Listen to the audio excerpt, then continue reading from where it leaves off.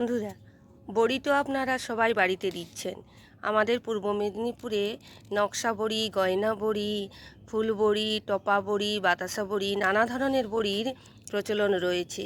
এইবার বড়ি বিভিন্ন মানুষ বিভিন্ন রকমভাবে মশলা দিয়ে তৈরি। আমি কীরকমভাবে বড়ি দিই সেটা আপনাদেরকে দেখাচ্ছি, যে কি কি মশলা দিয়ে আমাদের বড়ি এখানে করা হয়।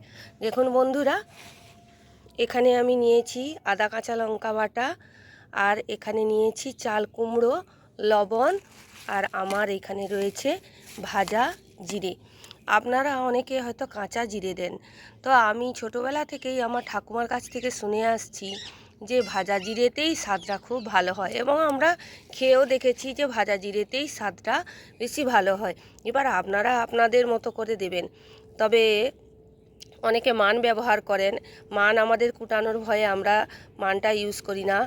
আর এই চাল কুমড়োটা আমরা চিরকাল দিয়ে আসি, কারণ চাল কুমড়ো দিলে যেমন চাল কুমড়োর গুণাগুণ আমাদের এই বড়ির মধ্যে যাবে, এবং বড়িটা খুব হালকাও হয় আর খেতেও সুস্বাদু হয়।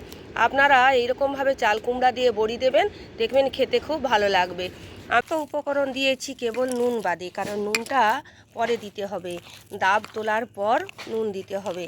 বন্ধুরা, আমি এই খাবো যে চাল কুমড়াগুলো দিয়ে কত সুন্দর বড়ি দেওয়া যায়, এবং বড়ির স্বাদ আপনারা করে দেখবেন, খুবই ভালো লাগবে।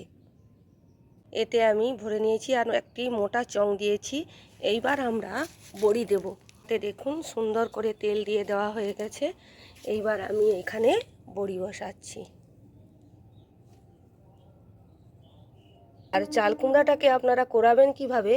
চাল কুমড়ার ছাল অংশ বাদ দিয়ে দেবেন এবং ভেতরের বীজ অংশ বাদ দিয়ে দেবেন। তারপর চাল কুমড়াটাকে ভালো করে ধুয়ে মিক্সিতে ছোট ছোট কুচি করে আপনি জাস্ট একটা কি দুটা ঘোরালেই কিন্তু আপনার বেশ কোরানোর মতো হয়ে যাবে।